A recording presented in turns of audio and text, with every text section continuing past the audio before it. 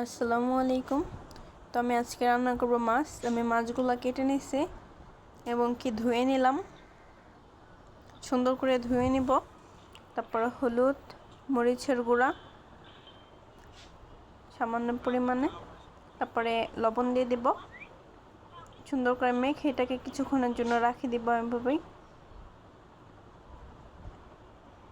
তারপর আমি আজকে রান্না করব আলু আর পটল দিয়ে। তো আমি এগুলোকে কেটে নিব। তো আমি এগুলাকে আমার মতো করে কেটে নিচ্ছি, আপনারা আপনাদের মতো কেটে নেবেন। তো আমার পটল কাটা শেষ, এবার আমি আলু কাটবো।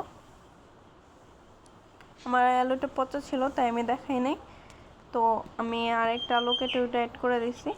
আপনারা আপনাদের মতো দিবেন, আমি আমার মতো দিয়ে দিচ্ছি। আমার আলু পটল কাটা শেষ, এবার আমি পেঁয়াজ কুটে নেব।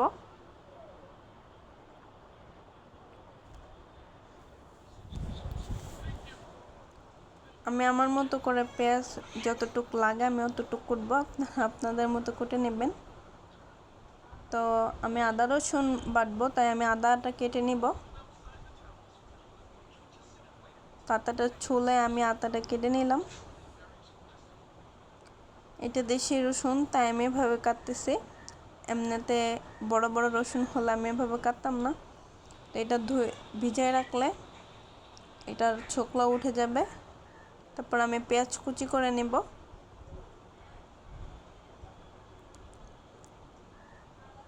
তারপর আমি মরিচ কেটে নেব।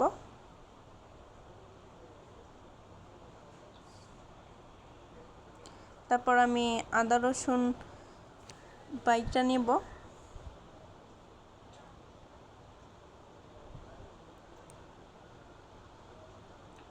এই তো আমার আদা রসুন বাটা শেষ, সব কিছু কমপ্লিট। তো এবার আমি পটল আর আলুগুলো ধুয়ে নেব, কাইটা রাখছিলাম যে। তো আমি অফ ক্যামেরা আমি আরও 2-3 বার ধুয়ে নিছি। তারপর আমি একটা কড়াই বসাই দিব, তেল দিয়ে দিব। তেলটা ভালো মতো গরম হইতে হবে, নাইলে মাছ লেগে যাবে। আমি সামান্য পরিমাণে লবণ দিয়ে দিছি। তারপরে মাছগুলো দিয়ে দিব। মাছগুলো ভালো করে ভেজে নিতে হবে।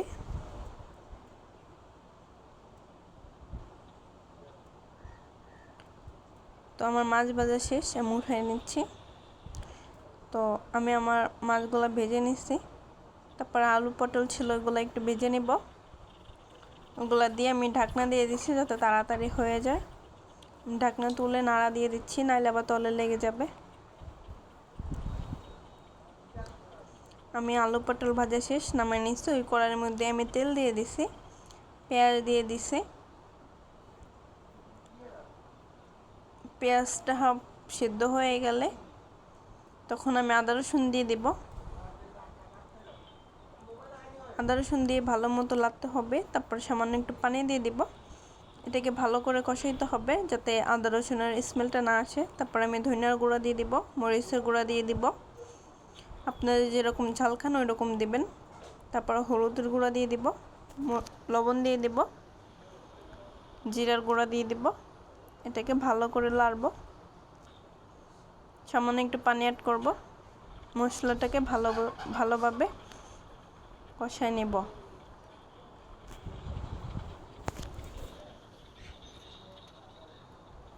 তারপর আমি আরেকটু পানি দিয়ে দিব। তেল উঠে গেলে আমি আলু পটলগুলো দিয়ে দিব। এটাকে একটু কষাতে হবে। আমি অফ ক্যামেরায় পানি অ্যাড করছিলাম একটু, তো ঢাকনা দিয়ে দিব। তারপর ঢাকনা উঠে ভালো মতো লাড়া দিব।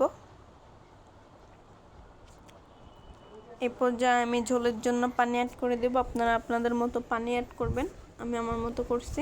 তারপর ঢাকনা দিয়ে দেব ঝোলটা ফোটা পর্যন্ত। ঝোলটা ফুটে গেছে, তো কিছুক্ষণ ফুটায় আমি মাছ দিয়ে দিব।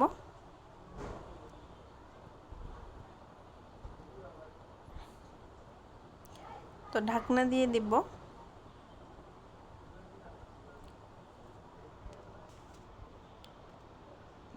সামান্য লাড়া দিয়ে দিবেন যাতে মাছ না ভাঙে, আলতো হাতে লাড়া দিবেন। তারপর আমি কাঁচামরিচ দিয়ে দেব। চুলাটা লো মিডিয়ামে রাখবেন, তাহলে তেল উঠবে। তো আমি একটা কড়াইতে বেড়ে নিয়েছিলাম। আমার ওই পর্যায়ে তরকারি রান্না শেষ হয়ে গেছিলো, তো আমি বাসায় নিয়ে আসছি।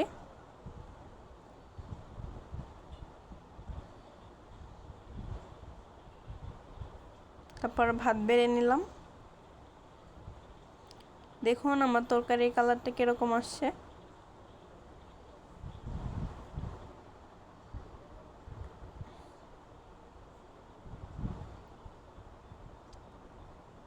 আপনারা লাইক কমেন্ট শেয়ার করবেন আর আমার পাশে থাকবেন এবং কি সাবস্ক্রাইব করবেন। ভুল হলে মাফ করে দিবেন। তো ধন্যবাদ।